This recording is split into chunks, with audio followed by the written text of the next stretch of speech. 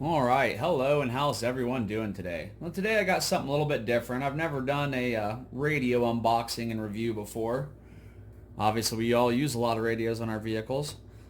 So I have this RC6GS 6-channel radio, gyro integrated, 400 meter ground distance, FHSS spread spectrum, 67 channel, pseudo-random frequency sequence hopping, which basically means this thing is constantly looking for the best signal it can to send to your radio and receiver back and forth for your RC.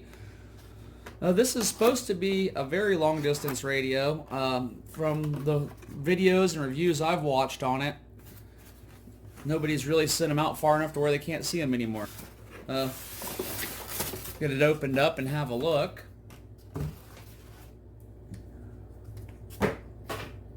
Well, of course you have a instruction manual. And it looks like one side's in Chinese and our other side is in English. Looks like a fairly detailed manual here. And it is going to take me a second of reading this before I can figure out all of its functions, that is for sure. This has more functions than I even know what to do with at the moment. I'm really impressed by this thing. Now here's our receiver, and the receivers on these have a gyro built into them. That's going to be pretty nice if you're doing speed runs, drifting, or just have a fast car you're trying to keep in a straight line in general. And there's the radio itself. All this stuff is packaged very well. Well, there's the radio. Now look at the antenna on that. No wonder it's getting such good range.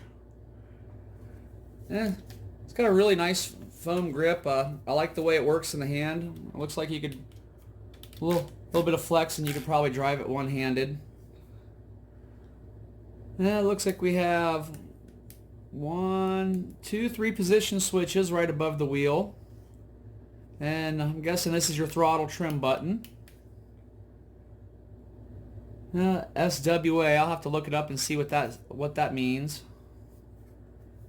And on the back we also have an on and off button, a data port for a micro USB cable, and DSC. I'm guessing that's for charging. If you have like a rechargeable battery in here, I'll have to double check and make sure, but that's what I guess that's for. Then inside you have your AA battery tray, and this is one of the features I really liked about this. Now, this thing a little bit difficult to get out, but as you can see there's a JST connector way back in there. You should be able to pop that out, and it says it can use 2 to 4S LiPo. Well, I have a 2S LiPo here with a JST connector. I would give that a try. Let's see, slide that in there.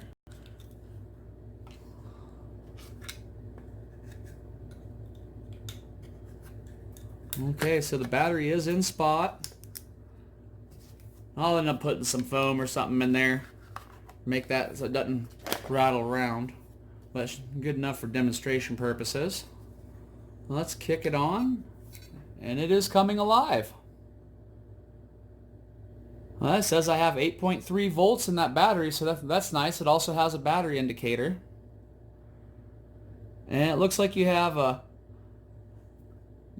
decrease, increase, enter, and exit. So I imagine that's how you obviously have to navigate your screen. But what I'm going to do now is I'm going to stop the camera. I've got a vehicle over here that just happens to need a receiver. I figure we'll put that in there. Let's go through the binding process together and see if we can get this thing up and running. Stay tuned. Okay, so I've hooked our receiver up, and it gives you a nice chart here to indicate where your different plugs should go. You're setting it up. Your first spot should be your steering servo, which they're calling rudder, and your second channel should be your throttle. It's saying you put these close together.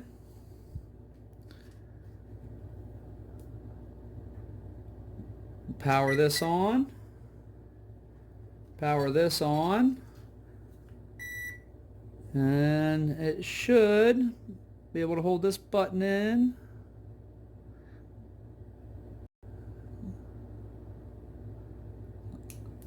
Once it stops blinking, we should be connected.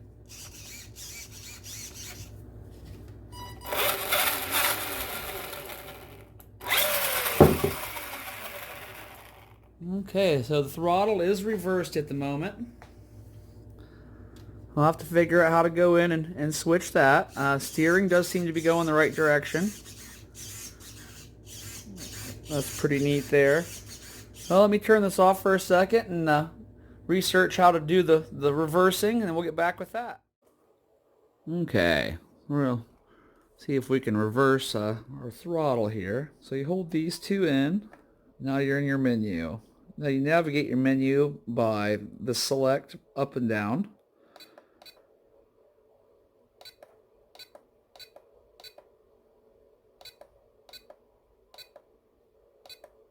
There's reverse. So we'll hit enter. And you go through. And there's the throttle, which I've already reversed. Just wanted to show you how to do that. So in order to do that, you would click enter on it. And you would use that to either take it normal or reverse. So once you select where you want, hit enter again. And you're good. You just exit out. Exit out, and we'll turn this back on.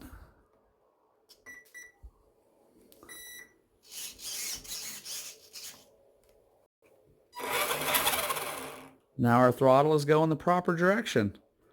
Alright, so let's just get this thing out on the road, do a little quick road test on it, kind of check the range and see how this thing functions. Alright, give me a second and we'll be there. Alright, out for a little test here.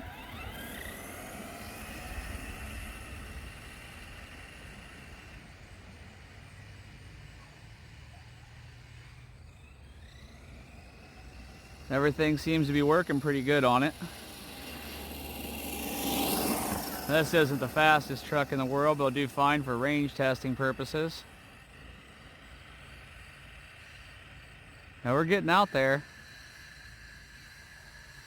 Alright, I have to turn around before I get to the other road down there.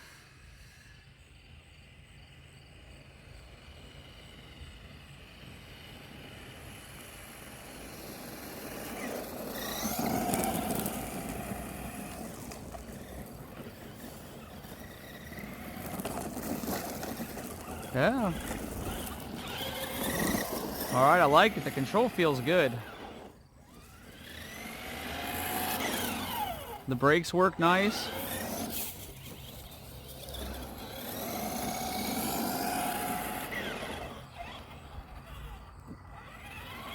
Reverse no problem. Yeah, it's going out about as far as I can see.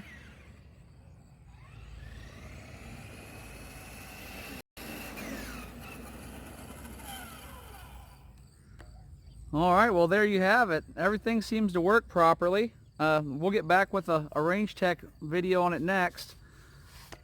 But until then, thanks for watching. I hope you enjoyed, and I hope this helps you set up your radio. Have a good one.